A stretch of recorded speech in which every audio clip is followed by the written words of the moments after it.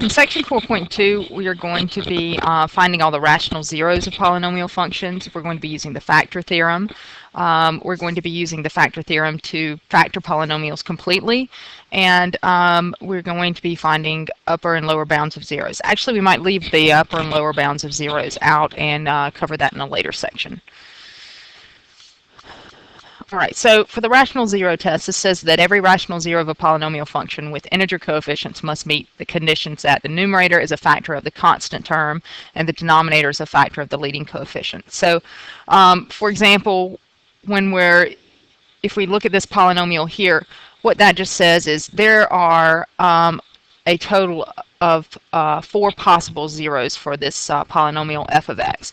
Now, for those 4 possible zeros, the possibilities are going to include numbers such that 7 is going to be a factor of the numerator. The factors of 7 are going to be a factor of the numerator and 2 in the denominator. And the 7 comes from here and the 2 here. All right, and that's how we're going to find the factors of this. So in this example, we're asked to find the possible rational zeros of f of x. And then actually go and find the actual zeros. So the possibilities. So now we know that the possibilities are going to be plus or minus 7 over plus or minus 2. So the factors of 7 are going to be 1 and 7. The factors of 2 are 1 and 2. So then what are the possibilities that we can come up with from those two? So the possible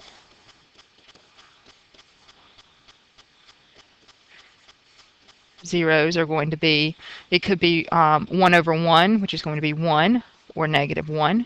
It could be 1 over 2, so positive or negative 1/2. Or it could be positive or negative 7 over 1, which is just positive or negative 7. So those are the possibilities, and they come from here. All right, so now that we have those possibilities, a lot of times what I would say to do is just use your calculator from there to figure out which ones are the actual zeros. So those are the possibilities, but let's figure out which ones are the actual zeros. So let's go to our calculator, and if you put that equation in your calculator, and you can see that I already have it in my calculator, and I'm going to do a zoom 6 on that. And here's my graph. So it's not a great graph, but it looks like I definitely have some zeros here. And let's go back to my y equals, make sure I have in the right equation.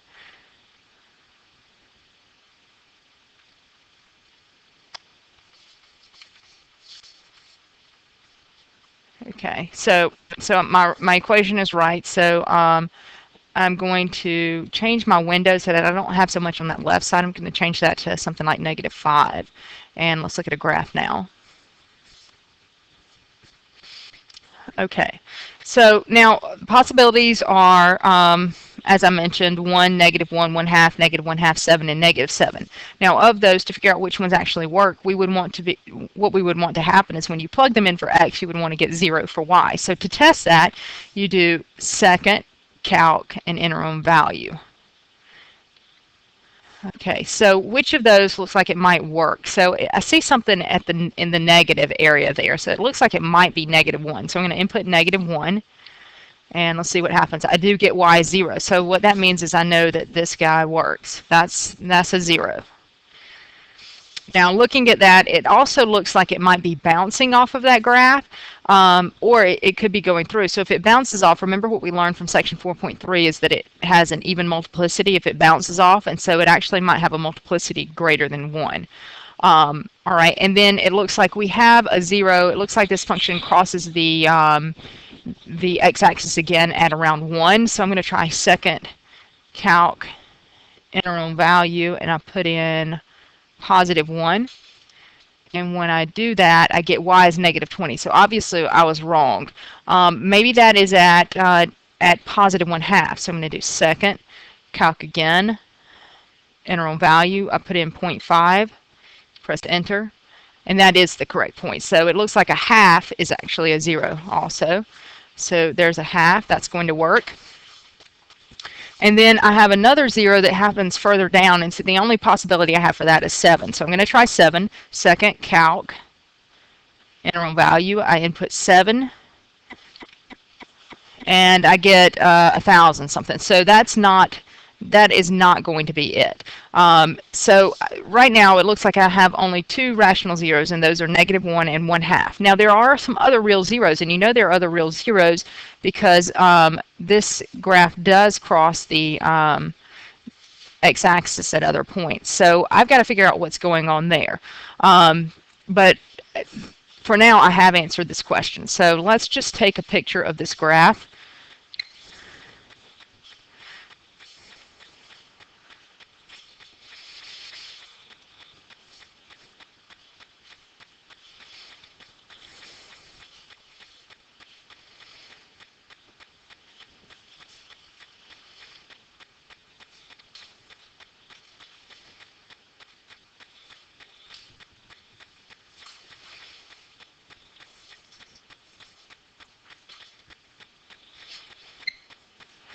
Okay, so here's my graph, and let's see what I've found. Okay, so here's my graph, all right, and what I've found so far is I found a 0 here at -1, and I found this 0 right here at x is 1/2. Now you can tell that there are other things going on here that are zeros, but those are not rational zeros. Those are going to be irrational zeros. You know they're irrational zeros because if you plugged in any of the other possible zeros that I have here, it's not going to be any of those, but it does cross the x-axis, so you know that there are other zeros. They're just not rational zeros. Now, as far as this problem goes, I have answered my question. It says find the possible rational zeros and then find the actual zeros. So I found the possible zeros here, and the ones that are circled are my actual zeros. Now, you're going to need another piece of paper for this, but what we're going to do is we're going to do an extension of this problem, and we are going to factor this completely. So you will need another sheet of paper for this because it's going to take some space. Okay. So we have this. We have a graph. And what we're going to look at now is the equation for this. Let's just erase this. And the equation that we're working with is f of x is equal to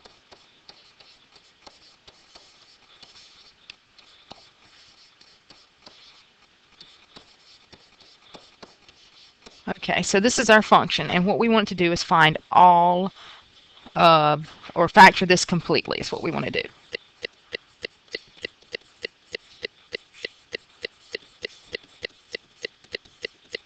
So this is an extension. So what do we know already? We know the zeros, a couple of the rational zeros, and those rational zeros are -1 and 1/2.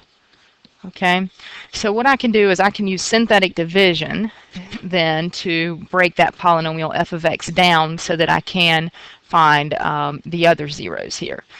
So I'm going to use -1 and synthetic division, 2, -7, -19, -3, and +7. I drop my 2, -2, -9, 9, -10, 10, 7, -7, and 0. Now, because this comes out to 0, it means it's confirmed what we've already confirmed, that -1 is a 0. So -1 is a 0, which means that it's going to factor as f of x can now be rewritten as x plus 1, because that x plus 1 would give us this -1 as a 0. So x plus 1 is a factor, -1 is a 0, times, and now I take the coefficients left over from this row of my synthetic division, 2, and I drop it 1 degree. It started out as x to the 4th, so this is x cubed minus 9x squared minus 10x plus 7. Okay, and now what I'm doing is I'm looking to factor this. Okay, so let's actually take this and move it over here, and we're going to watch it change as we go through each step. Okay, so now that I have that, um, I am going to do synthetic division a second time, and this time when I do synthetic division, I've already taken care of the -1. Now I'm going to use a 1/2. All right, and this time the values that I use are the values from this guy, or they're just the values from here to set up. So 2, -9, -10, and 7. I drop the 2, and that's 1, -8, -4, -14, and -7, giving me 0. Since it ends up being 0, I know it works out fine, which means that I can say, okay, now my f of x can be rewritten as, I had already factored out an x plus 1, and now I'm factoring out an x minus 1/2, and then I use what's left over. I use my 2 from here, so that's going to be 2. I drop down a power, so it's going to be x squared minus 8x minus 14. Okay. And so that's all I have. And now I'm down to a quadratic. So once you're down to a quadratic, then that makes things a little bit easier because I can factor or use the quadratic formula. So I've gotten f of x down to here. And I need to factor it completely, which means that I'm looking now at this piece, and it's a quadratic. So when I look at that, I notice that I can factor out a 2. So I'm going to go ahead and factor out the 2, and that gives me f of x is equal to 2. I can put the 2 out front, leave my x plus 1, my x minus 1/2, and then that's going to factor as x squared minus 4x minus 7 because I factored out that 2. And now I go to try to factor the x squared minus 4x minus 7, and I notice that it won't factor. So at this point, I know that it does have more real zeros because I can see them. They're here and then in here somewhere.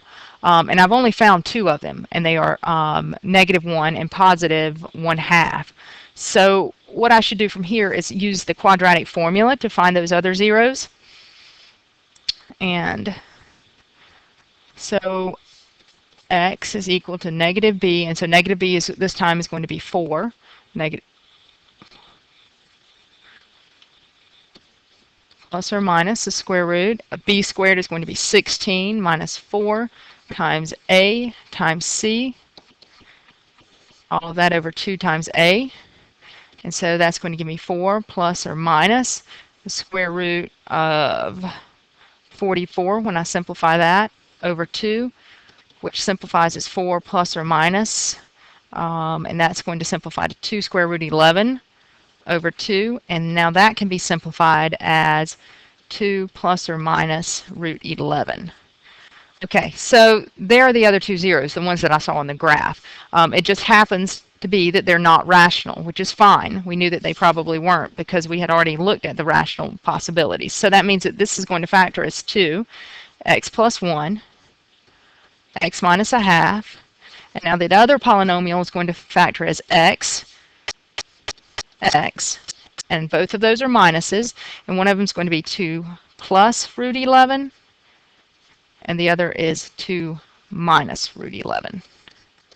And now we have that polynomial completely factored. Okay, and let's move on to the next example now. For this one, I'm asking you to completely factor this polynomial. So we're going to start out just like we did in the last problem. We're going to look for the possible zeros first, and we're going to get a graph. So to find the possible zeros, you use the numerator, which is 3, over the denominator, which is 1. So that makes it a little easier. So the factors of 3 are 1 and 3. The factors of 1 are just 1, which means that all of my possible zeros are going to be 1 over 1, which means positive 1 or negative 1, or 3 over 1. So that means positive 3 or negative 3. Those are my possible zeros. So I only have a few this time. So I would go ahead from here now and use your calculator to graph and see which ones actually work.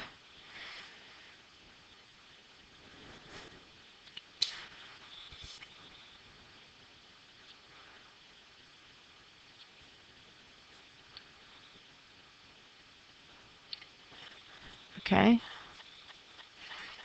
And let's do a zoom 6 on this one.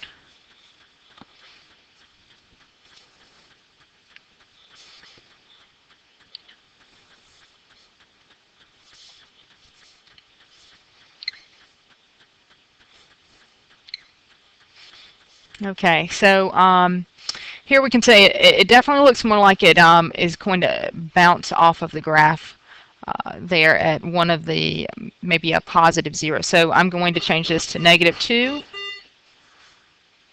and look at the graph now.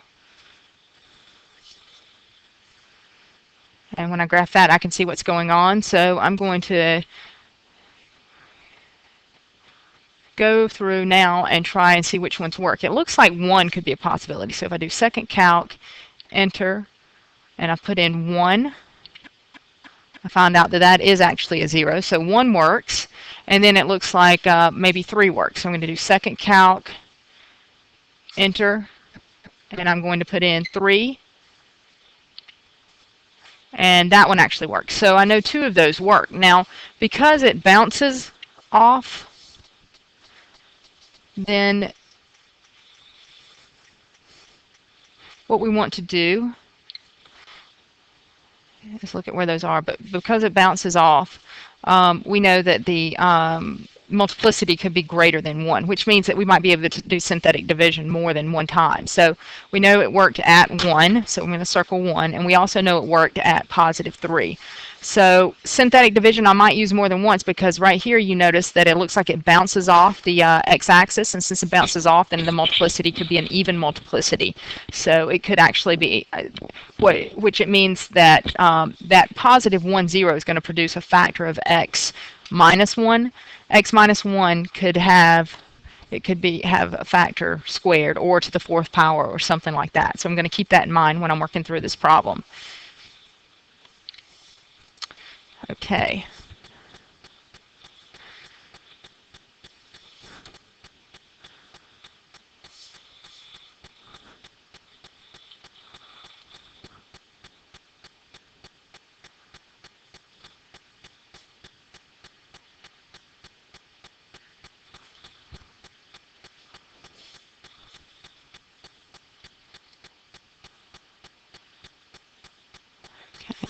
All right, so now I'm going to start with my synthetic division. Now I know what 2 of the real zeros are. So I'm going to start by plugging in 1. And when I plug in that 1, I'm going to use the original coefficients here.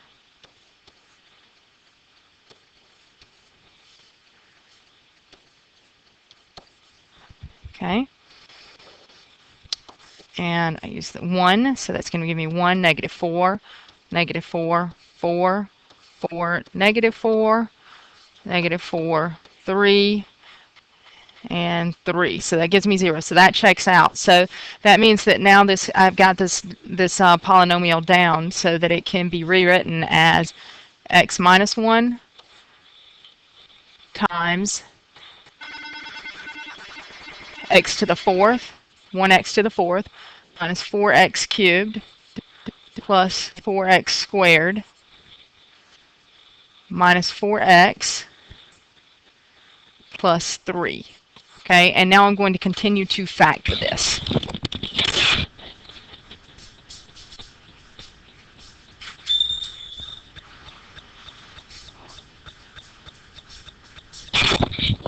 Okay, now as you can notice, as we did earlier, we said that the x minus 1 might be a factor more than 1 time.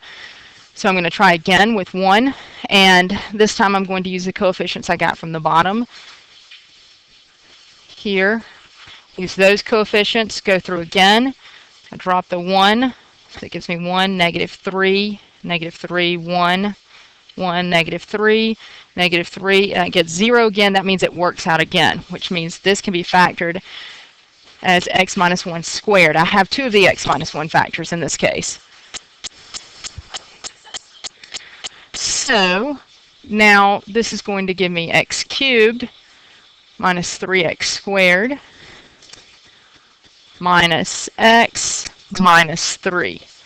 Okay, and now I need to factor my cubic. And so I'm going to use the other factor that I knew, or the other 0 that I knew, which is a +3, to work the rest of this one out. So I get a +3, and I have a 1, -3, 1, -3.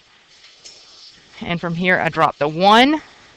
It gives me 3. I get 0, 0, 1, 3, 0, and this one works. Okay, so when I go back now, I can write this as x minus 1 squared, and x is going to be minus 3, and now this is x squared plus 1. Because the linear term, the coefficient was 0. Okay, so now that I have it here, what I'm trying to do is factor this. It's down to a quadratic. Once it's down to a quadratic, it's pretty easy. So if I take the method I did last time, then I'm going to find x by using the quadratic formula. And I have negative b, which is 0, plus or minus, square root b squared minus 4 times a times c, which is 1 all over 2a. Okay, as soon as I do that, then I'm quickly going to realize that I have a negative value in here. So that's going to give me negative 4. So if that has a negative 4, then that means that this is going to produce a non-real solution. And if that's not real, then we are not going to factor it any further. So we are going to give this as the completely factored form, because we want to factor across the real numbers in this case. And that's all I have for section 4.2.